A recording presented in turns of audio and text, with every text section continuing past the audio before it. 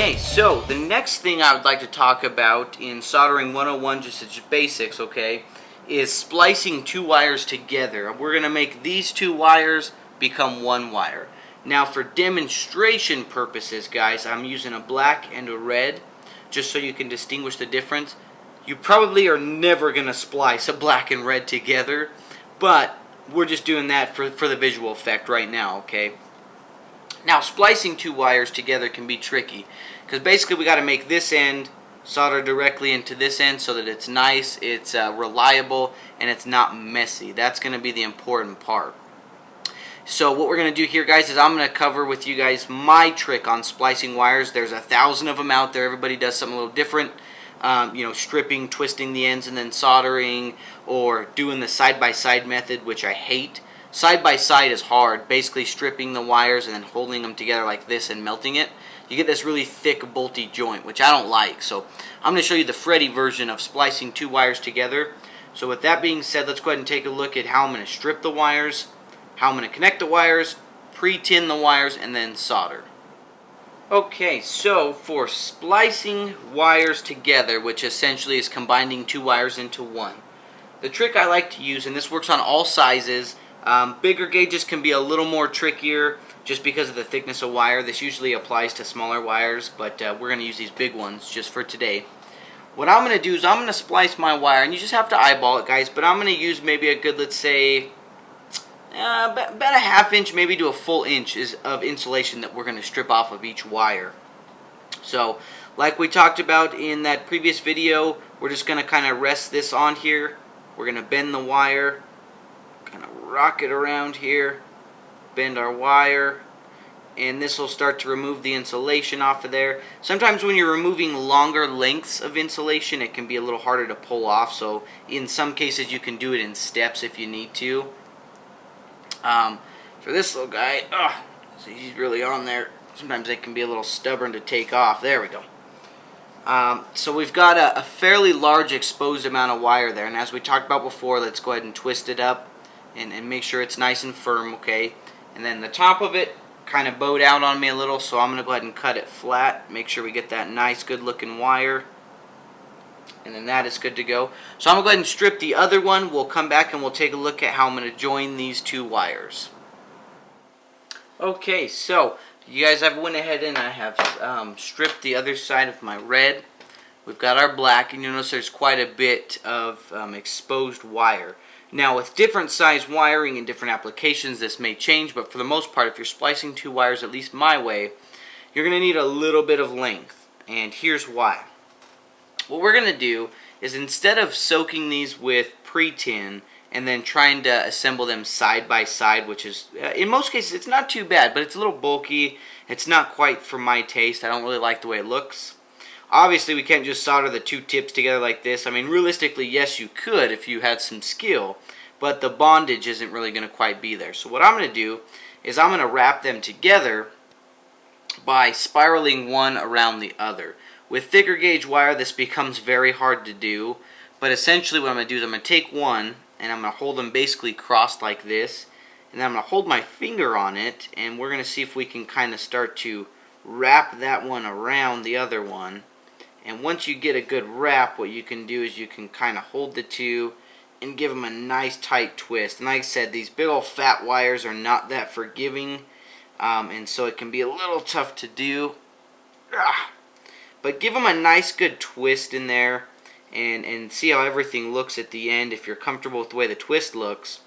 Well, what I do from here, make sure we get a nice good looking wire. Sorry, I'm trying to concentrate here.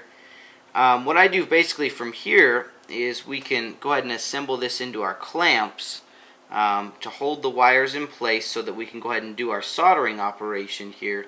Sometimes they want to come loose and things like that, so once you get them into the clamp, you can actually go ahead and tighten them down a little bit if you need to. But essentially, if I can get a little bit of a zoom on that, you'll see how I was able to spiral those two wires together. And now they don't look as bulky, they don't look as big. So now what we're going to do is we're going to make a heat bridge, and we're going to flow solder into this joint, which will complete the soldering, and then we'll heat shrink it, and it's going to look very nice. Okay, so here we go. We're going to go ahead and we're going to solder these two wires together that are now spliced. Now my soldering gun's been sitting for a couple minutes, guys, so it's got that baked on solder look. So I'm going to go ahead and I'm going to give that a real quick clean off. Get that nice metallic finish of the soldering gun, which tells us it's nice and hot, it's ready for action. Mine was sitting for just a little bit, so let me go ahead and give it a good clean off on the hard side here. And there we go. Okay, so soldering gun looks nice and clean. So, as always, guys, we're going to create that heat bridge we talked about, and always we want to touch on, touch off, touch on, touch off. This is going to take a little bit of soldering work. There's a lot of exposed wire here to work with. In most cases, you probably wouldn't run into this in actual helis, but it's a little more blown up, a little more extreme. So on a smaller scale, it's going to be a little easier to do. But for video purposes, I want you guys to be able to see kind of what I'm doing here. So I'm going to pre-tin the tip of my soldering iron, get some flow on there, and then let's just pick the middle spot first, okay? So we're going to touch onto the middle, let some solder flow, and then we're going to start to pull that in there. And you'll start to see it flow. We've been on a little bit. Let's go ahead and let off. Let the solder harden a little bit, okay? So let's move over a little bit. So we're going to touch on. All that solder is going to flow. Start to feed your solder in. Get that nice joint happening. We'll let off. You really don't want to just stay on there and bake the wires, guys. That's kind of the goal to this. It's the key to getting a good solder is not baking the wires. You want to flow the solder in and let off. And you can kind of sit here and do this little patch effect like this. Keep your tip nice and clean like we talked about. Let's kind of move over here a little bit. Sometimes it's good to have a little bit of a fan running too, because the fumes can blow up in your face and it's not very fun to inhale. But so you'll start to see the wire is developing some nice silveriness to it, you know, which is going to be thanks to the solder. And we're starting to get that tin effect happening to where we're starting to complete this soldering joint, okay? And essentially, like I said, guys, on and off. You just want to touch on, touch off, touch on, touch off. That way you don't overheat the wires. If they are connected to an electronical component, that's the reason for this technique is you want to get on and get off. That way you're not overheating the component and causing any sort of circuitry damage, if you will. You know, causing joints in the circuit board to get loose, because it can happen. So, and every time you create this heat bridge here, and you'll notice this, when you touch any existing solder, it flows almost instantaneously, which allows you to start to flow that solder nice and free into the soldering joints here. So let's go ahead and get some on here, start to flow that in. Getting smoked out here. Try to speed this up a little bit.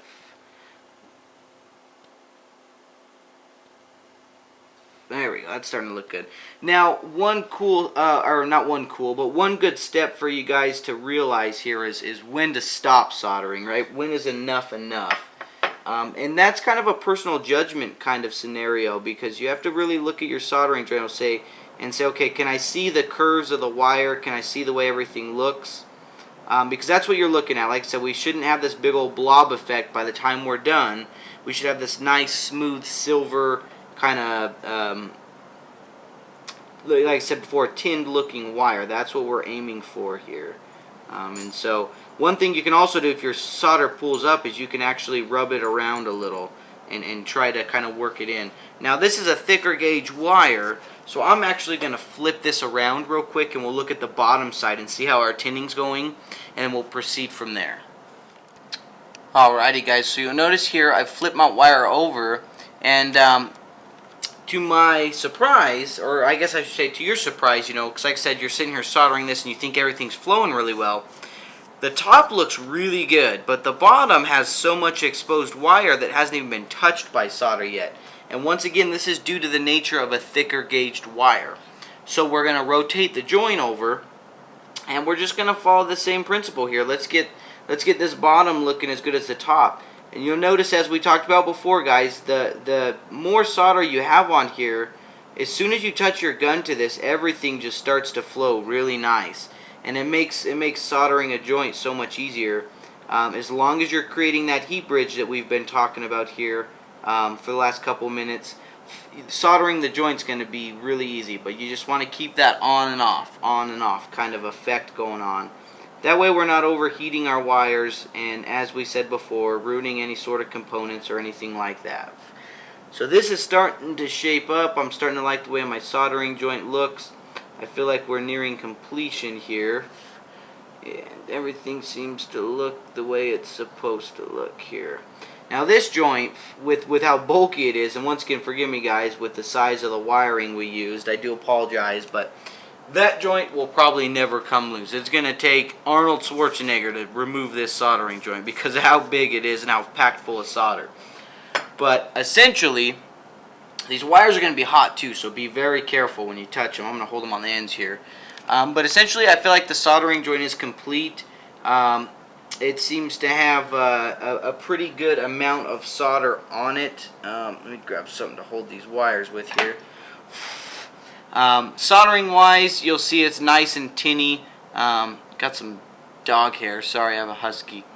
But you'll see it looks nice and tinned, and you can still kind of see the grooves of the wires for the most part. And so that's basically the way I would splice two wires together using the spiral effect. Afterwards, we're just going to slide some heat shrink over, make it look nice and finished, and then the splice joint is complete. Okay, so what I've done now is I've just got a piece of heat shrink tubing, obviously different sizes for different wiring and things like that. So choose your heat shrink appropriately. And what I'm going to do is just kind of, like I said, for video purposes, we'll just kind of position this over the wire. I'm not too worried about accuracy at this point. And since I don't want to use a heat gun because it's loud and it's really annoying to listen to, I'm just going to go ahead and use my lighter to kind of shrink this shrink tubing down. Now, if you use a lighter, don't touch your flame directly to the heat shrink. Use the heat coming off of the flame to melt the tubing, and that'll keep you from actually burning or ruining the integrity of the heat shrink sleeving.